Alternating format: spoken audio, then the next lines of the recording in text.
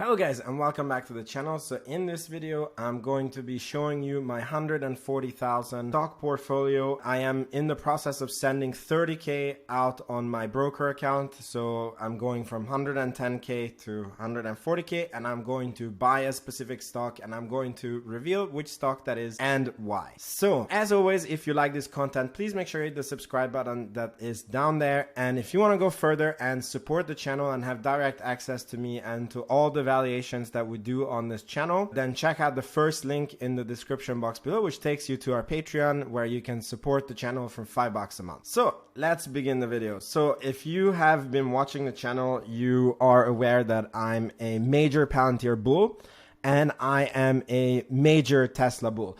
The only thing is, for some reason, when I make videos about Tesla, I get like 10 views, and when I make videos about Palantir, I get 400, 500 and sometimes thousands of views on every video. So I am currently in the process of really trying to hit 1,000 subscribers, and the Tesla videos are not really good for me to do that right now.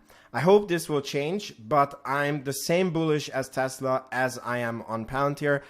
I think both companies are revolutionary, and I wish when I was smaller or younger, people would have told me that there is these generational companies that are always going to feel like they're expensive, and you can buy them and hold them for 15, 20 years and you're going to 10 to 50x your money, and all you have to do is just focus on your income and increase your income so you can buy more of these stocks. And Amazon was a stock like this, Tesla was a stock like this, and unfortunately on the biggest gain of Tesla, I was on the sidelines and I was not a good enough investor at that time to know what I was looking at. I was always thinking that the stock is too expensive and I would only buy it if it would go up the next 3 months, and I couldn't really see the big picture. So obviously that was a horrible mistake. But the question is it too late for Tesla?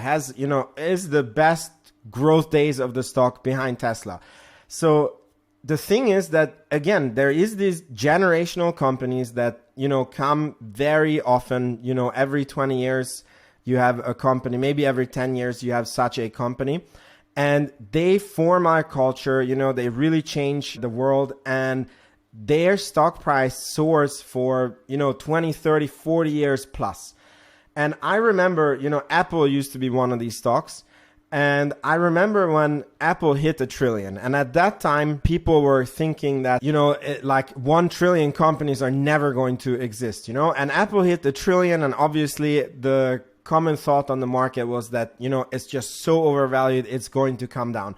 And I remember reading about Warren Buffett, the most conservative investor of all time, buying a substantial part of Apple at a valuation of 1 trillion. And I was like, what does he see in this? Like, he must be thinking that Apple is going to 2-3 trillion for him to justify that, he's buying this. And I'm like, he's old, he's senile, he must be on some drugs to be thinking that, like even 1 trillion is not possible. It's way overvalued. And for a company to go to 3 trillion, it's even more impossible. And Lord behold, within just a few years, Apple hit 3 trillion or, came freakishly close to it. And he was right. And I realized that, when you have these trends, the trend is your friend. And, these companies just keep going and they reach unbelievable heights. And I decided I'm not going to miss the next wave of this. And obviously Palantir is in a space of, the data warehouse. They're bringing the SaaS or the subscription to the data. So you don't have to, have like 100 different SaaS subscriptions and import the data and, make it super complicated. And instead you can just use one platform that takes care of it all. And I think that this is a very new thing, a very new industry that is going to be growing for the next 10, 15, 20 years plus. And Tesla is the same. They are currently making up 2 or 3% of the world auto sales. It might be that electric cars make up 2 to 3% of global car sales, and Tesla has 20% of this market. So it's tiny, right? And we all know that EV is the future. And if I look at Tesla, I see that they have like 10, 15, 20 years of growth ahead of them easily. And then on top of it, they're innovating. They're going into, you know, self-driving, and they're doing insanely good on self-driving. And they're going into, you know, the humanoid bots. And that's not even thought with in their valuations. So I think that Tesla is, and also Palantir is what Amazon was, you know, 20 years ago when Apple was in the 90s. And I'm not going to miss these trends, right?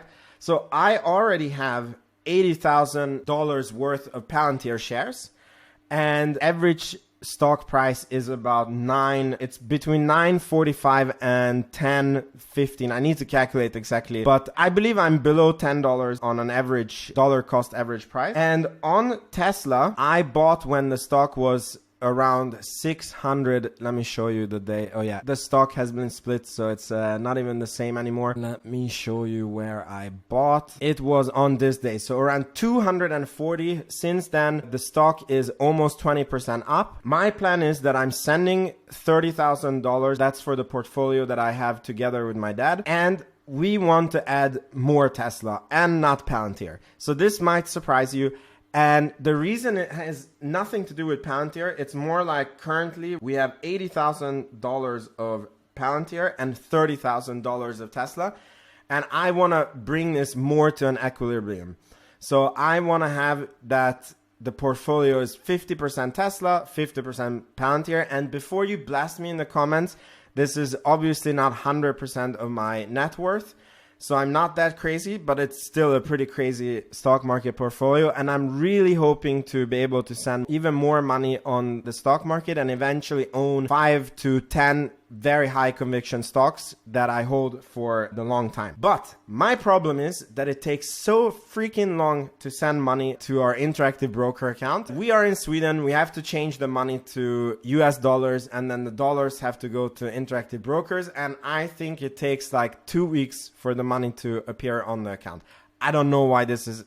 I think it's quite outrageous that it takes so long, and anything can happen. So if in these 2 weeks, for some freakish reasons, one of these stocks would collapse, I would be buying that stock. So for example, if Tesla would fall below 220, I mean, my plan is to buy Tesla. But if Palantir would go below $6 in these 2 weeks, I wouldn't be thinking, and I would be buying Palantir. But right now it looks like I'm going to be buying more Tesla, and I'm planning to hold these companies for a very, very long time, hopefully for longer than 2030. The only reason that I would sell these companies is not if the stock price goes lower, but if they break the thesis. And none of these companies are close to breaking the thesis. And the fact that, you know, the market is crashing, you know, the Fed has, you know, had this super hawkish speech, and it has sent the stock prices tumbling down. I'm only welcoming this because I'm a buyer. I want to accumulate in this market, and I want to have as many shares as possible. And I know the emotion of being down on stocks sucks. I also have it. I'm not happy that I bought Palantir for $12 and, you know, then the price is $8. But I'm more than compensated for this by being able to lower the dollar cost average. And I understand that this is part of the game. So this is what I'm going to be doing. This is my whole $140,000 stock portfolio. Thank you so much for watching. You can subscribe if you haven't yet, and I will see you in the next video. Ciao, ciao.